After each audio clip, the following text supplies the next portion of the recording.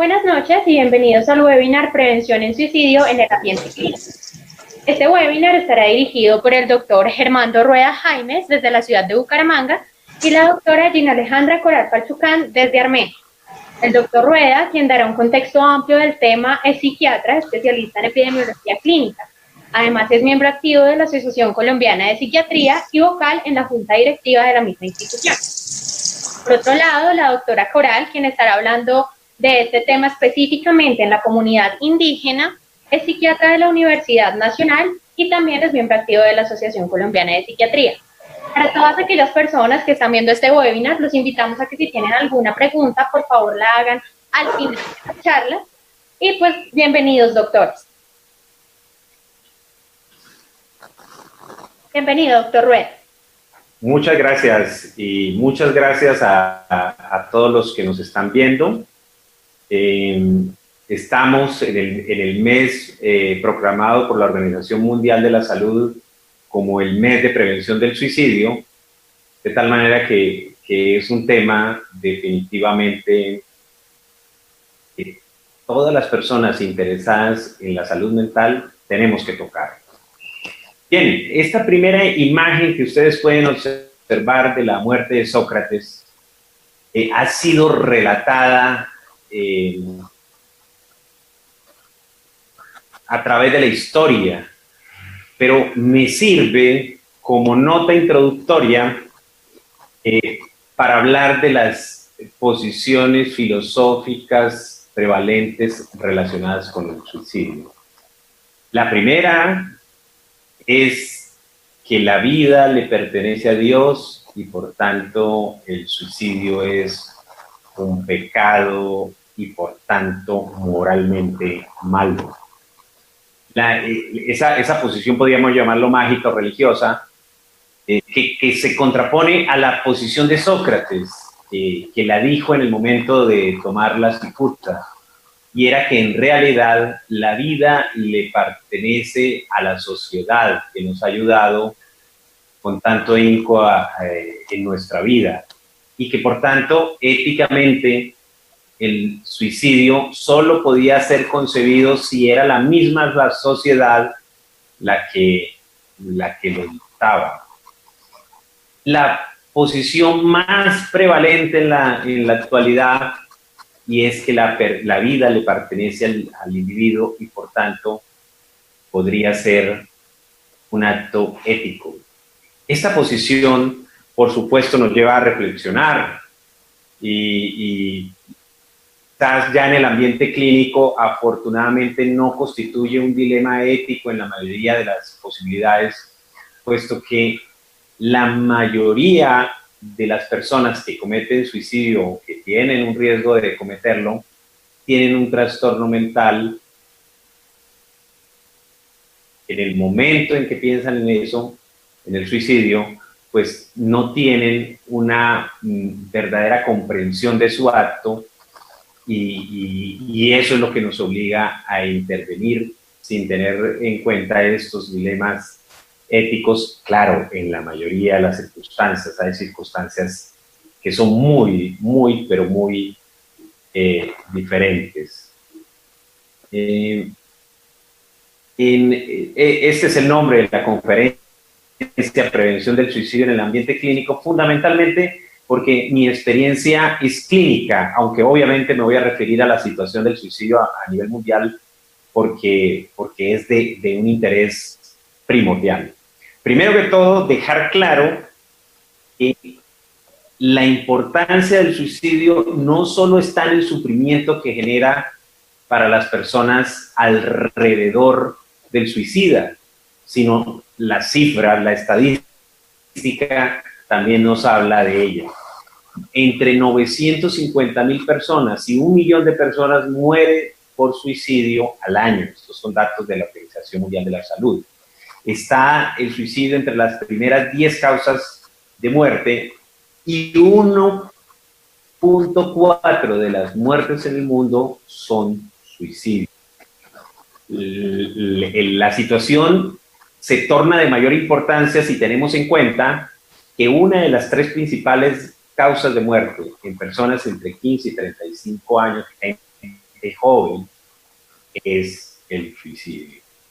Este es el mapa del suicidio en el mundo. Como pueden ver ustedes, a Colombia en un color amarillo, no, casi naranja, en naranja está Colombia. El suicidio en Colombia está en el rango entre 5 y 9.9.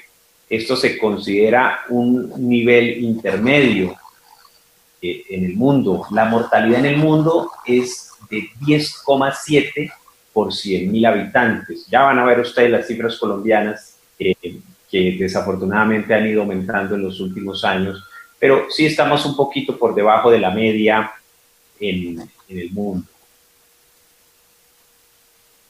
Pero lo que nos debe preocupar es que a pesar de las campañas y de que estemos hablando de este tema, el suicidio sigue aumentando en el mundo. Fíjese, este gráfico es por datos de la Organización Mundial de la Salud. Desde que se midió en los años 50 el suicidio en el mundo, no ha dejado de aumentar, de tal manera que es un problema que no hemos logrado solucionar. Y se estima que para el 2020 más de 1 millón de personas cometerán suicidio. Entonces el panorama nos invita a la acción, tanto a la acción comunitaria como la acción en el consultorio. Claro, la situación todavía se torna un poquito más compleja si miramos Colombia. Esta gráfica nos muestra el suicidio en Colombia de 2007 al 2016, que es el último año en que tenemos cifras.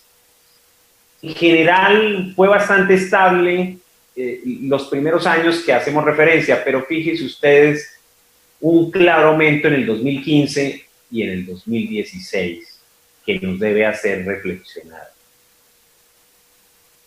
Esta tabla la traigo para dejar en claro que sí tenemos un problema capital, y es que el suicidio en la población, en la niñez, en la adolescencia y la adultez joven está aumentando. Y ojo, este fenómeno no es mundial. Acá tengo un artículo reciente que he extraído del British de psiquiatría, donde menciona el suicidio en niños de 10 a 14 años en diferentes países del mundo y lo clasifica por regiones. Y la conclusión del artículo es que en los últimos 20 años, la única región donde el suicidio ha aumentado en esta población de 10 a 14 años es en los países latinoamericanos, incluido Colombia.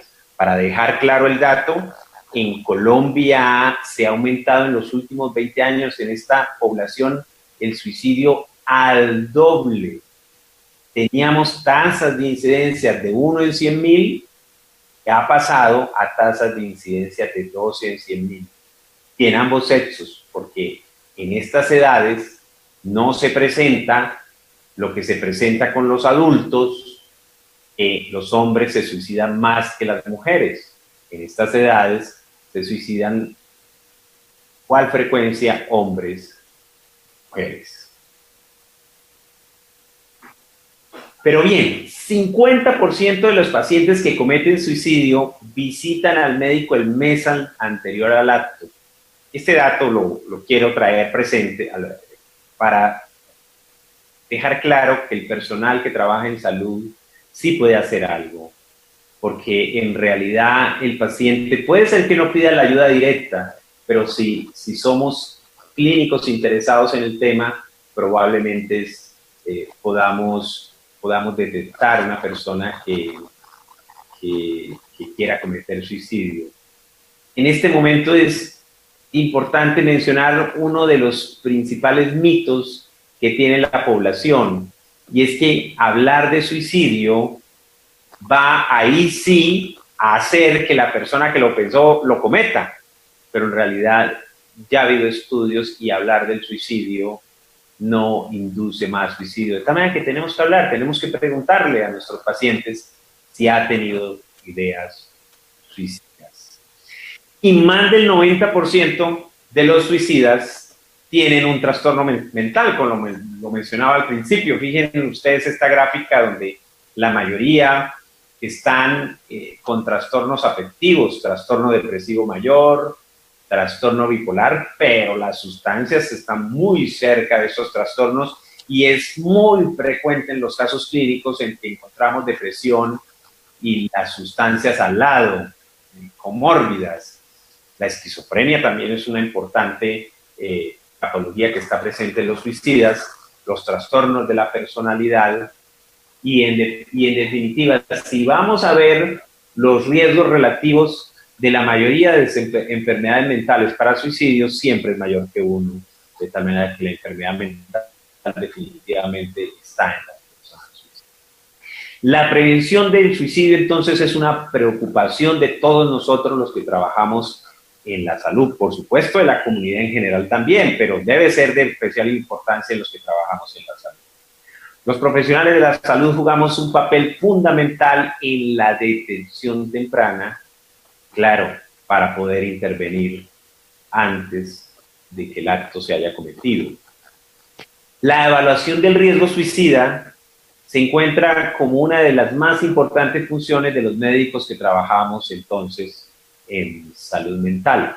Pero digamos que no es tan fácil. Bueno, acá les traía la imagen maya de la diosa Istap, que es la diosa de la cuerda, o el vocablo quiere decir en realidad la de la cuerda, para mencionarles que tenemos una tradición indígena donde el suicidio se presentaba, claro que sí, y el método era el de la cuerda. Y hoy, después de muchos años, el principal método de suicidio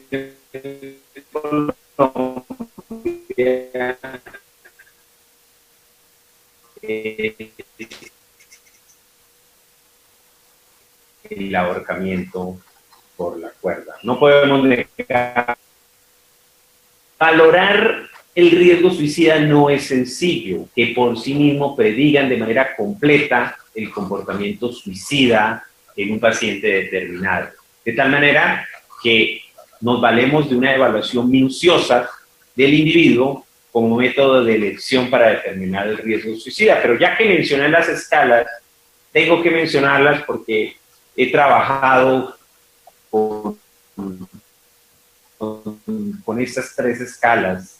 El cuestionario de comportamiento suicida revisado, que son 4 sencillas preguntas. La escala de desesperanza de Fred, que es el instrumento que tiene más tradición, más de 40 años de investigación en este instrumento, y el inventario de razones para vivir, que es un cuestionario complejo pero interesante, porque vista y es la razones para vivir. Y en este punto de vista, el solo empleo de esta herramienta puede hacer visionar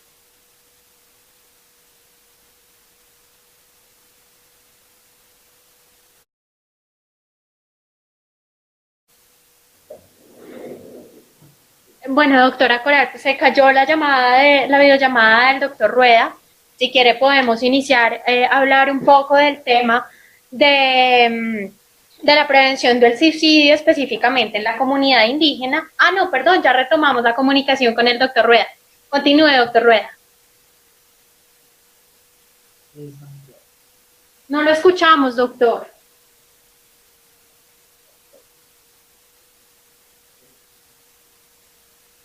No, doctor, no lo escuchamos. Si quiere, retomemos con la doctora Coral. ¿Me escuchan ahora sí? Ah, ya lo escuchamos, sí, señor, ya. Sí, bien. Entonces, les estaba hablando de las escalas de evaluación y quería dejar en claro que las escalas de evaluación de riesgo suicida son instrumentos que no permiten determinar quién se va a suicidar.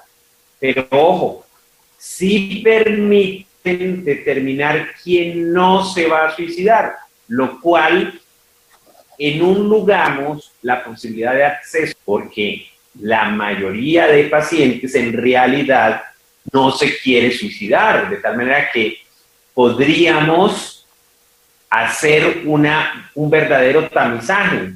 Y en aquellos poquitos que no sabemos, esos son los que el psiquiatra o un personal más especializado podría evaluar.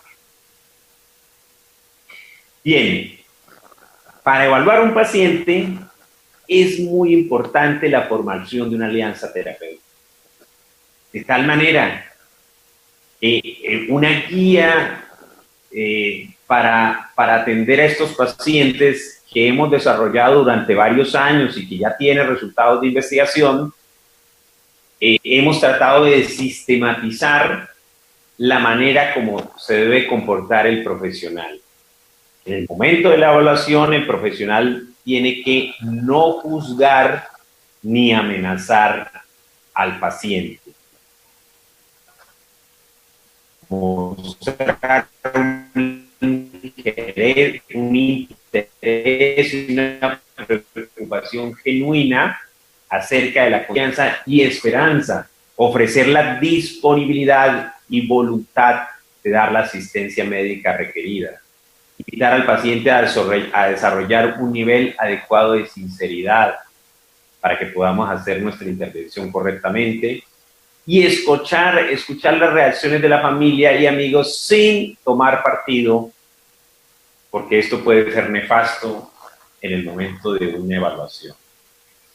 Y en esta misma guía que les menciono, a pesar de que hay muchos factores de riesgo, muchos factores precipitantes, hemos tratado de seleccionar aquellos de los que no podemos olvidar de preguntar en una evaluación completa.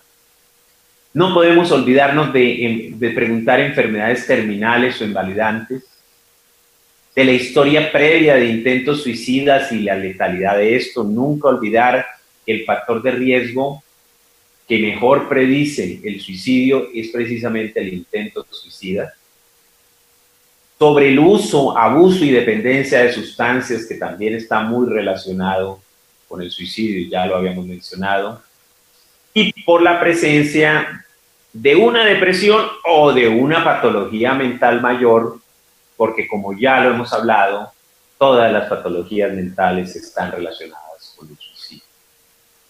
Los factores precipitantes también deben ser abordados, como el duelo reciente, la ruptura de una relación, que es lo más frecuente, asuntos respecto a la identidad sexual y a la orientación sexual, sobre todo en población adolescente y adulta joven. Pérdida del empleo o problemas económicos recientes, problemas legales e incremento en el uso de sustancias. No se requiere que la persona sea adicta para que las sustancias sean un factor precipitante del suicidio. A veces simplemente el hecho de que una persona que no tomaba alcohol ahora sí toma puede ser el precipitante de un suicidio. Pero los factores protectores hacen parte de la evaluación. Los 4 que hemos detectado como fundamentales en la evaluación son la tranquilidad por no haber completado el suicidio, los asuntos pendientes, que en la mayoría de los casos son los hijos, pero ahí también podemos explorar las razones para vivir. Por ejemplo, motivos como la religión puede ser la razón para vivir, la buena autoestima y la presencia de un apoyo cercano en la familia o la comunidad. Esos son factores protectores. Hay, sin embargo, factores perpetuantes, como la impulsividad, el acceso a medios suicidas y la desesperanza. Estos 3 factores, aunque la evaluación del riesgo pueda ser baja, sabemos que a largo término la persona de todas maneras puede terminar en el suicidio y necesita intervenciones específicamente para estos 3 factores perpetuantes. Valorando esos factores que acabo de mencionar, podemos establecer un riesgo suicida en el paciente. Claro, también valorando si hay intento, la declaración expresa de volverlo a intentar o la letalidad del método del plan suicida que tiene pensado el paciente. Esas cosas que hemos mencionado son las que determinan el riesgo. El médico o el personal de salud tiene que actuar en consecuencia. Acá una frase del filósofo alemán: todo aquel que tiene una razón para vivir puede soportar cualquier forma de hacerlo. Es una frase de su talante, ¿no?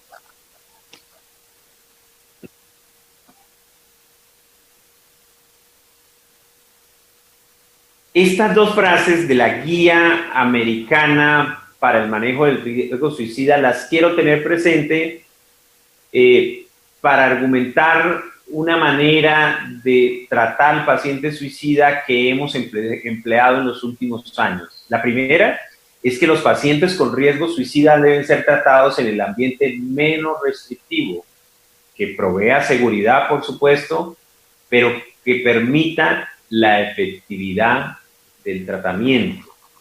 Esto para decirles que no siempre el sitio más adecuado de tratamiento es la hospitalización. Los beneficios de las intervenciones intensivas, como la hospitalización que estoy mencionando, deben ser contrastados con posibles efectos negativos de una hospitalización, como la suspensión del trabajo, como el estigma de la enfermedad mental, por supuesto, el estrés financiero o el estrés psicosocial. Nosotros abogamos pensamos que la mayoría del paciente se puede tratar en casa y con la ayuda de la familia. Por supuesto, el médico con su equipo de trabajo debe hacer un plan de intervención. Acá les muestro una manera como nosotros lo hacemos de acuerdo al riesgo para optimizar los recursos. Pero obviamente cada institución y cada psiquiatra tiene una manera de hacerlo.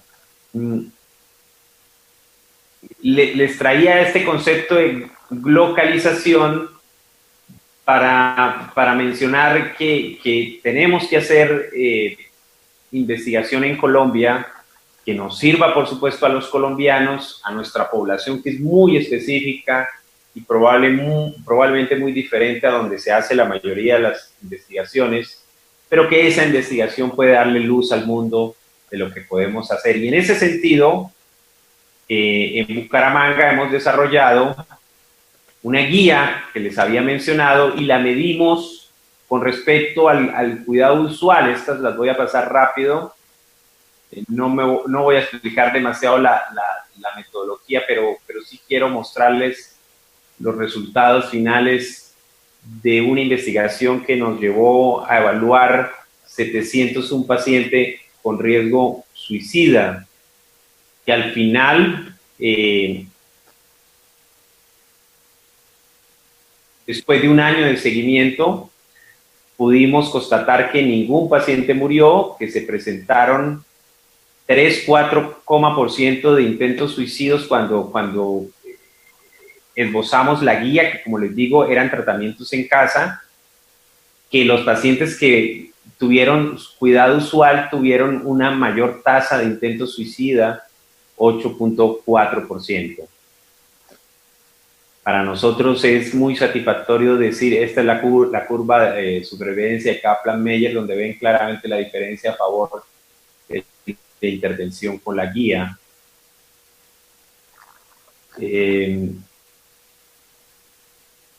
No me quiere pasar esta, pero por último, quería mencionarles, en el Congreso colombiano en octubre vamos a hablar de ketamina. La ketamina es una sustancia muy interesante para los pacientes con riesgo suicida, porque es de las pocas moléculas que actúan de manera inmediata, lo cual nos resuelve a nosotros los psiquiatras muchísimo. Es un cambio de paradigma, porque todos sabemos que los antidepresivos funcionan después de 3, 4 y hasta 8 semanas. Pero la ketamina tiene un novedoso mecanismo de acción. Es rápido su efecto, como le he venido diciendo, robustos los resultados que tenemos en la literatura científica, y es indicado para los pacientes suicidas y para los pacientes resistentes. Bueno, esta era mi intervención.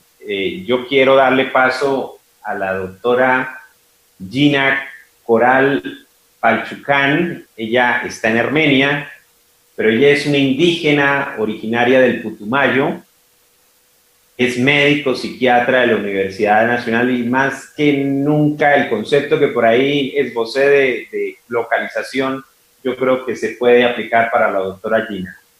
Muchas gracias a todos. Más adelante podremos resolver algunas preguntas si es el caso, y la doctora Gina estará con ustedes.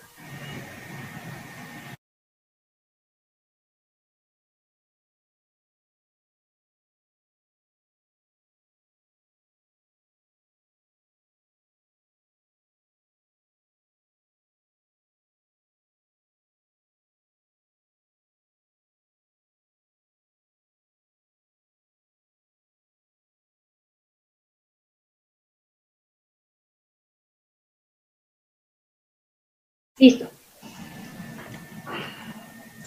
Bueno, buenas tardes, buenas noches a todas las personas que están atendiendo a esta ligera presentación. Yo voy a hablar un poco sobre la prevención del suicidio indígena en Colombia. Yo soy indígena originaria del Putumayo, soy psiquiatra de la Universidad Nacional, y espérenme que no me pasa ay, Dios, allá. Bueno, voy a empezar hablándoles sobre pues una generalidad de lo que es la salud mental. Lo que plantea la ley 1616 sobre salud mental, pues es que es un estado dinámico que se expresa en la vida cotidiana a través del comportamiento, interacción, de manera que permita a las personas desplegar unos recursos emocionales, cognitivos y mentales para establecer unas relaciones significativas y contribuir a la comunidad. ¿Y por qué empecé con esto? Porque pues para empezar con el tema de suicidio en pueblos indígenas, pues es importante entender qué es la salud mental para los pueblos indígenas de Colombia. Y tenemos que entonces la salud mental para los pueblos indígenas dependerá de la cosmovisión de cada pueblo indígena. Entonces, en Colombia somos 102 pueblos indígenas registrados por la Organización Nacional Indígena de Colombia. Eso quiere decir que somos 102 formas de ver el mundo de una manera distinta y de interpretar nuestras realidades de una manera diferente. Eso significa que existirán tantas definiciones de salud mental como grupos o pueblos indígenas. Y hay que tener en cuenta también que estas cosmovisiones se encuentran permeadas por elementos de la cultura occidental. Es inevitable, o sea, hay algunas comunidades que están aisladas voluntariamente, hay otras comunidades con las que no se ha tenido un contacto directo, pero definitivamente en Colombia los 102 pueblos estamos inmersos en el mundo occidental o bajo el fenómeno de la colonización. Es importante entonces en este caso saber las condiciones de vida y bienestar de los pueblos indígenas. Pues empezamos hablando de los pueblos indígenas como minorías étnicas que estamos sometidos a ciertas situaciones de empobrecimiento sistémico, ingresos bajos, desempleo, poco acceso a educación superior y sobre todo ausencia de vivienda y territorio. En Colombia, por ejemplo, se han evaluado y se han definido unos procesos sociales relacionados con la conducta suicida, como son el conflicto armado, la persecución y fragmentación del movimiento indígena, la inseguridad alimentaria, la educación desarticulada del contexto cultural propio, la minería extractiva y otras intervenciones de blancos en territorio indígena. También la inserción desigual de los pueblos indígenas en una economía de intercambio dominante. Es decir, cuando los pueblos indígenas nos sometemos a una cultura occidental, pues nos vemos inmersos en una serie de situaciones que no son propias a nuestra cosmovisión y que tenemos que sobrevivir a ellas. Se han encontrado entonces unos determinantes sociales asociados con el suicidio, es decir, que explican por qué la alta tasa de suicidio en la población indígena de Colombia. Entonces, digamos que podemos hacer una interrelación de esos determinantes sociales, y es que encontramos como primera instancia la pérdida territorial, o sea, cuando un pueblo indígena pierde el territorio, pierde su capacidad de seguir alimentando su ser, su esencia. Todo esto, al perder el territorio, al no tener un lugar donde poder relacionarse, donde poder llevar a cabo todas sus tradiciones y su conocimiento propio, pues se genera una disrupción cultural. Esta disrupción cultural genera una pérdida de identidad y cambio de roles en el sistema propio, y finalmente la pérdida de integración social, que es lo que ha llevado a que los indígenas tengan una alta tasa de suicidio. Entonces, ¿cómo está el suicidio indígena en el mundo? Pues en países como Norteamérica, Canadá, Australia, las tasas de suicidio se han mostrado de 2 a 500 veces superiores a las presentadas por la población general, y es la segunda causa de muerte en jóvenes indígenas americanos. Y pues se está viendo un fenómeno común en menores de edad, en niños y niñas. Para Colombia, la tasa de suicidio indígena para personas de etnia indígena para el año 2010, por ejemplo, fue de 36 por 100.000 habitantes. En el pueblo Camtrap del Putumayo, la tasa de suicidio para el año 2010 fue de 42 por 100.000 habitantes. Entonces, en relación con la tasa de suicidio de la población general, pues hay una diferencia abismal. Nuevamente, el grupo más afectado es los adolescentes y adultos jóvenes, y pues hay una gran dificultad en nuestro país, y es que estas tasas no están estandarizadas según pueblo de pertenencia, es decir, están estandarizadas por grupos étnicos, pero no por diferencial por pueblos indígenas. Entonces eso hace que pues sea muy difícil organizar una información. Y está claro que no son todos los pueblos indígenas afectados, pero sí hay unos grupos especiales de pueblos indígenas que dan la mayor cuota de suicidios. Entonces, ¿por qué entra esta confusión del suicidio en la población indígena? Que es lo más importante transmitir aquí, y es que para los indígenas el suicidio se entiende desde una esfera espiritual. Entonces, al intentar comprenderse desde la esfera espiritual, pues se entra en una ambivalencia, porque para nosotros lo espiritual es lo sano, es lo que nos devuelve la vida. Y desde los paradigmas de la medicina convencional, pues obviamente el suicidio no es sano y no devuelve la vida, sino que es un problema de salud pública. Entonces, el principal problema es ese. Los indígenas le damos un significado espiritual o de fuerzas o poderes internos en nuestro sistema cultural.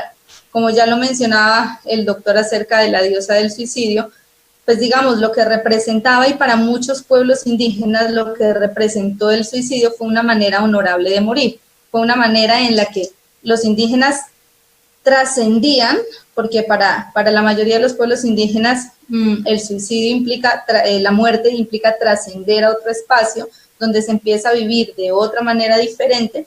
Entonces el suicidio se volvió un tipo de muerte en la que se trasciende a otro espacio, sobre todo en la época de la evangelización, donde las personas se suicidaron también en honor a su misma vida y por preservar su existencia, porque más allá de la muerte, pues hay una existencia que es mucho mejor que la que estamos viviendo acá. Por ejemplo, para revisar de manera rápida, en el pueblo Embera, a la causa del suicidio se le denomina guaguamia, que para ellos lo que significa es que debido a la pérdida del territorio y a los daños que se han hecho en el territorio, los indígenas empiezan a enfermar de esta enfermedad que es contagiosa y que lleva a que la persona se mate, o sea, se haga daño por su propia mano. Por ejemplo, para el pueblo Nucag-Macú, un suicidio que se registró fue en relación a que para el pueblo Nucag el cumplimiento de la palabra es lo que armoniza el mundo, es decir, si usted cumple su palabra, eso hace que su entorno sea armónico, ¿sí? O sea, el incumplir su palabra es una falta mayor dentro de sus principios. Y hubo uno de ellos que se suicidó porque lo acusaron de mentiroso, lo acusaron de que estaba diciendo mentiras y que no protegía a su población. Entonces, en ese contexto, siendo que el principio, las leyes de origen fundamentales consisten en el cumplimiento de la palabra, si a usted lo acusan de que mintió, pues es una falta grave y un desprestigio total para su comunidad y termina cometiendo el suicidio. Por ejemplo, en datos históricos del pueblo Kamsara del Putumayo, los suicidios colectivos eran una manifestación de la pervivencia y resistencia, es decir, era preferible hacer un suicidio colectivo o suicidarse, buscar la muerte por mano propia, antes que vivir todos los sufrimientos y todos los daños que se le hicieron a los indígenas en relación a la evangelización, porque pues como algunos que estudiamos algo de historia en nuestro país, sabemos que en un rango de importancia dentro de la población, los indígenas pues éramos inferiores a los animales, éramos considerados así. Entonces, antes que te traten así y que te obliguen a hablar una lengua que no querías y que te hagan pensar que la lengua que tú hablabas era la lengua de los demonios o la lengua que era la lengua de los demonios, no, a los indígenas Kamsara les decían que era la lengua de los marranos. Entonces, antes de eso, pues es mejor suicidarse para protegerse, porque para nosotros hay una vida que es distinta después de la muerte. Nosotros convivimos con nuestros espíritus, están en otro espacio, no los podemos ver, pero estamos vivos. Entonces es mucho mejor pasar esa línea y trascender. Por ejemplo, el pueblo Uwa también hubo una gran noticia sobre la amenaza de un suicidio colectivo, también como expresión de resistencia al daño que se estaba dando en sus territorios.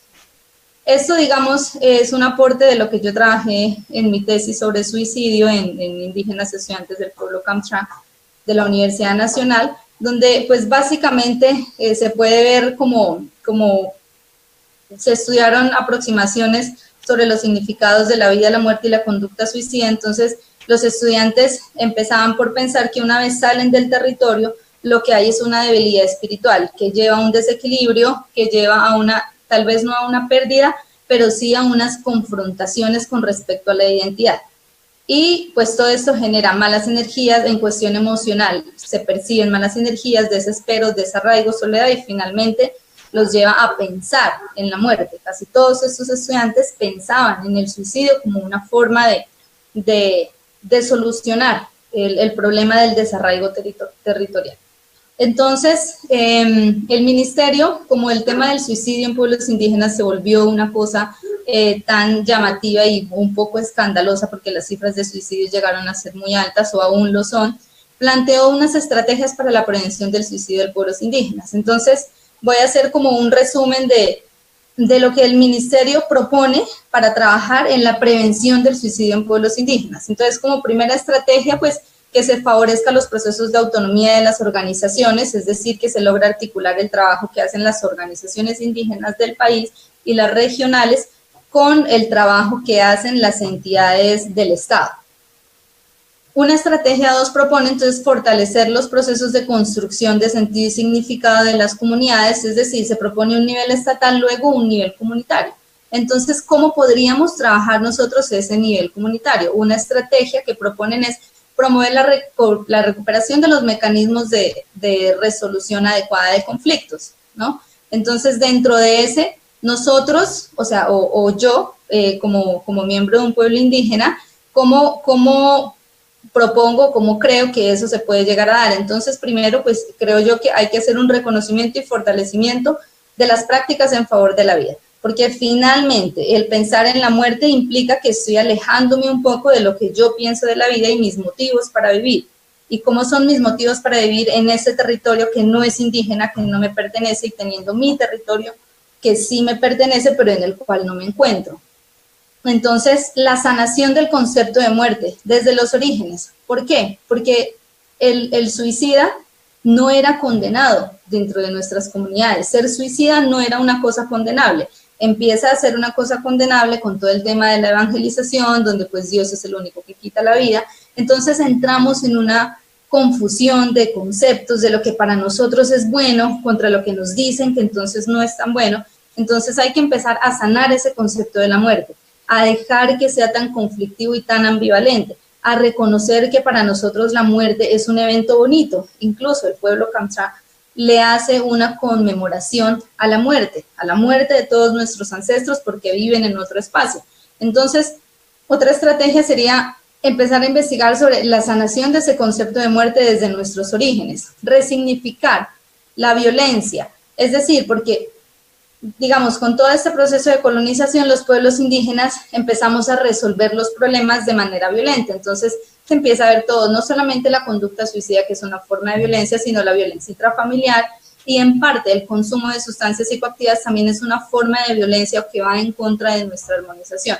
Entonces, resignificar esas cosas. ¿Por qué digo decolonizar? Porque muchas de esas cosas fueron adquiriendo otro significado gracias a la colonización. Entonces, la idea es volver nosotros a lo propio y a lo que pensamos y cómo podemos sanarlo desde ahí. Otra estrategia que proponen es el favorecimiento y fortalecimiento de las actividades rituales que protegen la salud mental. Entonces, se podría hacer recuperación y armonización de los lugares sagrados. Hay muchos lugares sagrados que los pueblos indígenas no hemos recuperado y que para nosotros significan sitios donde podemos sanarnos, más allá de la tierra o el territorio que estemos habitando.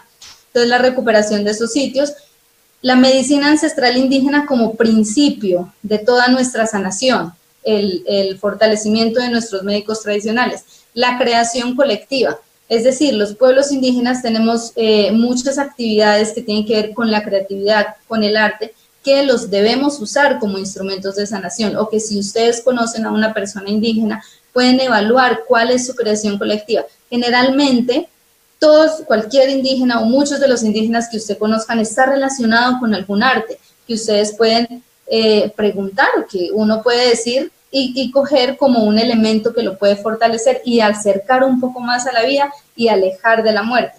Y la palabra en la protección de la energía vital, porque para nosotros la palabra o el don de escucha, por la mayoría de los pueblos indígenas tenemos el principio de la escucha. Primero observo, escucho y luego pienso, siento y actúo como parte de los principios de las leyes de origen de los pueblos indígenas.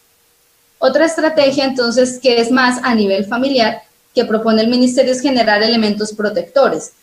Pero ¿cómo lo podemos hacer dentro de los pueblos indígenas? Entonces, generando espacios de reflexión, pues trabajo con las familias en cuanto a la prevención del suicidio y la crianza y la cultura, porque aquí también pues se presentan muchas confusiones en relación a cómo estamos criando nuestros hijos con nuestro conocimiento propio, pero cómo nuestros hijos no están creciendo solamente en nuestro territorio, sino también en relación con todo este sistema en el que estamos inmersos.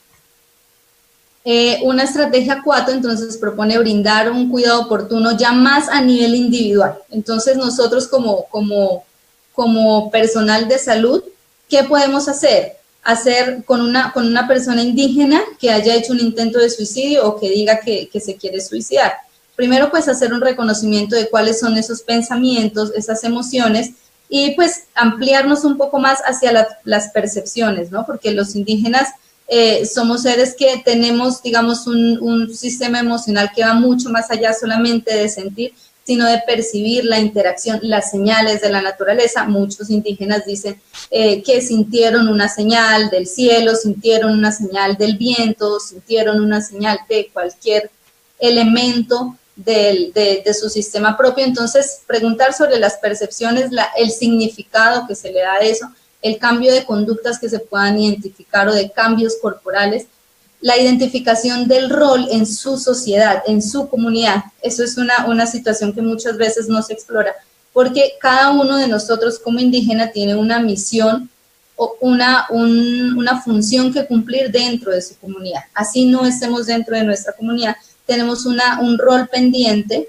que es importante para nosotros y para nuestra comunidad. Entonces, ¿cómo está ese rol? ¿Qué tantas responsabilidades le acarrea ese rol que tiene en su comunidad?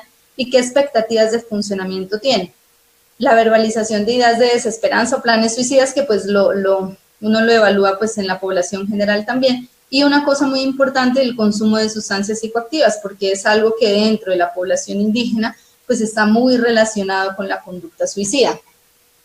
Explorar la vivencia de un suceso traumático, y en este caso, para las comunidades indígenas, hechos coyunturales colectivos. Por ejemplo, cuando hay hechos coyunturales colectivos dentro de la comunidad, eso genera muchas tensiones para nosotros, porque recuerden siempre que las personas indígenas no somos individuos, o sea, somos un colectivo, y andamos en colectivo, funcionamos en colectivo, y en colectivo todos tenemos una responsabilidad independientemente de la profesión que tengamos. Entonces, cuando hay hechos colectivos que involucran a la comunidad, se generan tensiones, y eso también genera, como por ejemplo el caso de la persona Nukak Maku. Él era un líder indígena, un líder de su tribu, que como líder de su tribu, cuando fueron desplazados, pues tuvo que velar por todas las personas que tenía a su cargo y conseguirles los alimentos en un territorio urbano que no era el de ellos y que era desconocido.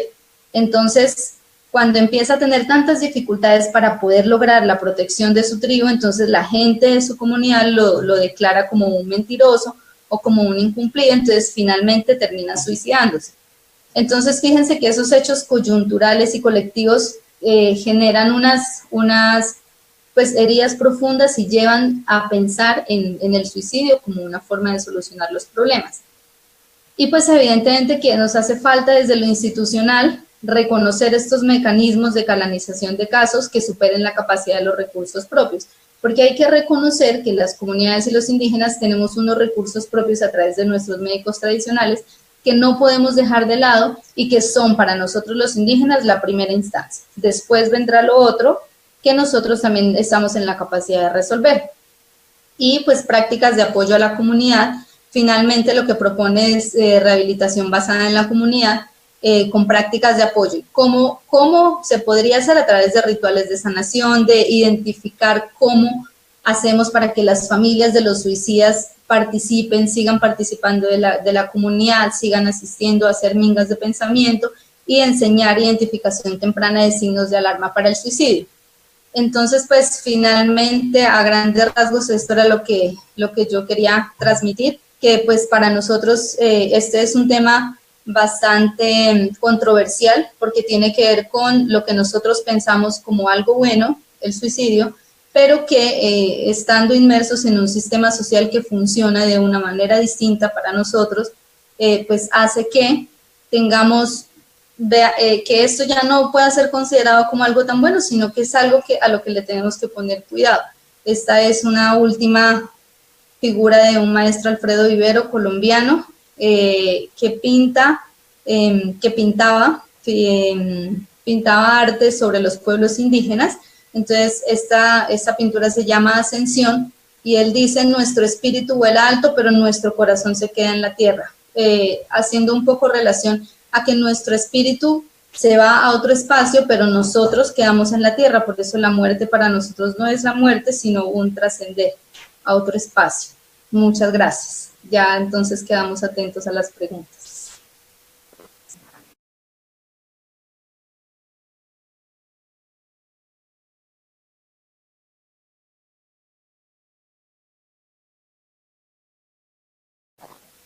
Bueno, doctores, muchas gracias por su intervención. Les cuento que la acogida que hemos tenido ha sido bastante grande. A los dos los han felicitado y les han agradecido pues, por haber estado pendientes de este tema y de haberlo explicado de manera correcta. A los que nos están viendo los invitamos a que si tienen alguna pregunta no la hagan. Yo por ahora le voy a contar al doctor Germán Rueda que nos escribieron acerca de los estudios que se hacían. Cuando habló de estos estudios que se realizaban en el tema pues del suicidio, nos escribieron que era muy valioso que se hicieran esos tipos de estudio para la creación de políticas públicas. Pues para no crear políticas, me imagino, así como sin tener un fundamento. Entonces, ese es un tema que resaltaron ahorita de la charla. Gracias. Sí, yo pienso que definitivamente las políticas públicas tienen que hacerse con datos propios, saber verdaderamente cuál es la situación nuestra para poder saber cuáles son los tipos de intervenciones para hacer y que obviamente estén de acuerdo con el pensamiento de la comunidad. Esto también es muy importante. Uno lo podría decir para las comunidades indígenas, por ejemplo, pero yo pienso que eso se debe extender para otro tipo de poblaciones, donde se debe contar con la población para hacer política pública. Doctor también y doctora, nos dicen que pues aunque se tocaron varios temas puntuales como lo son lo de los indígenas, lo de los diferentes estudios y todos estos datos, quieren aclarar un poquito más, pues el título del webinar era Prevención del Suicidio en el Ambiente Clínico, entonces piden un poquito más de aclaración en este tema. Bueno, quizás yo me refería específicamente al tema. Lo primero para la prevención del suicidio en el ambiente clínico es la adecuada evaluación. Mencioné pilares de la evaluación, que son los factores predisponentes o factores de riesgo, los factores precipitantes, los factores protectores y los factores perpetuantes. Esos factores que fueron mencionados a lo largo de la conferencia, el clínico hace un balance, mira qué predomina. Cuando predominan los factores de riesgo, definitivamente es un paciente de alto riesgo. Pero ojo, que el paciente de alto riesgo, por su tipo de ideas, puede ser que el riesgo suicida no sea inmediato.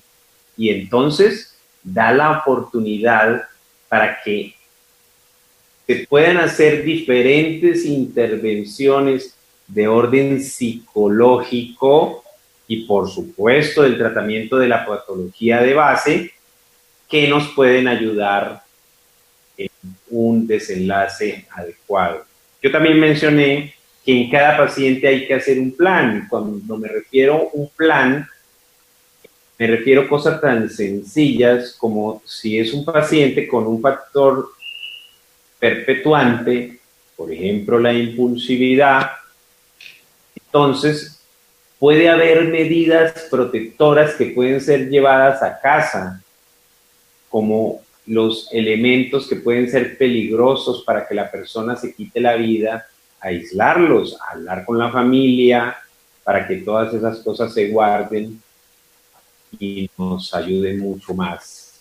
En definitiva, yo sí quería mencionarles que el periodo más peligroso para que un paciente se suicide es precisamente después del alta hospitalaria, lo que nos puede hacer reflexionar un poquito a los psiquiatras si verdaderamente la hospitalización es una medida terapéutica o simplemente es una medida de seguridad y que entonces la correcta determinación de una alta hospitalaria pueda tener que ver con medidas de protección que hayamos pensado para la casa. Esto yo creo que nos ayudaría. No sé si la doctora Gina tenga algunas otras aclaraciones con respecto al cuidado clínico. Pues yo pues estaría muy de acuerdo con usted en que pues no existe, digamos, una receta que diga hay que hacer esto y esto y esto para que nosotros prevengamos el suicidio. Lo que sí nosotros podemos hacer es identificar lo que el doctor dice acerca de los factores protectores en el individuo, en su familia y en la comunidad, y qué herramientas de esas nosotros podemos fortalecer para poder prevenir. O sea, básicamente es eso. Entonces consiste en, como dice la publicidad, tomarse un tiempo, tomarse un minuto, hablar, conversar, conocer, contextualizar quién es la persona que está enfrente de nosotros y identificar esos elementos para empezar a actuar con ellos. Yo creo que eso es como lo único que tendría para aportar ahora. Bueno, doctores, muchas gracias por esta intervención, por permitirnos pues tener este espacio con ustedes. Como les dije, nos han enviado muchos agradecimientos y felicitaciones a ustedes por estas intervenciones. A los que nos vieron también les agradecemos el haber estado con nosotros en este espacio y el haber tenido la disposición de estar con nosotros. Les recordamos que la Asociación Colombiana de Psiquiatría tiene las puertas abiertas para ustedes, para cualquier duda o pues para atender cualquier comentario, cualquier situación que tengan. Muchas gracias, doctor. Muchas gracias a todos. Muchas gracias. Muchas gracias. Hasta luego.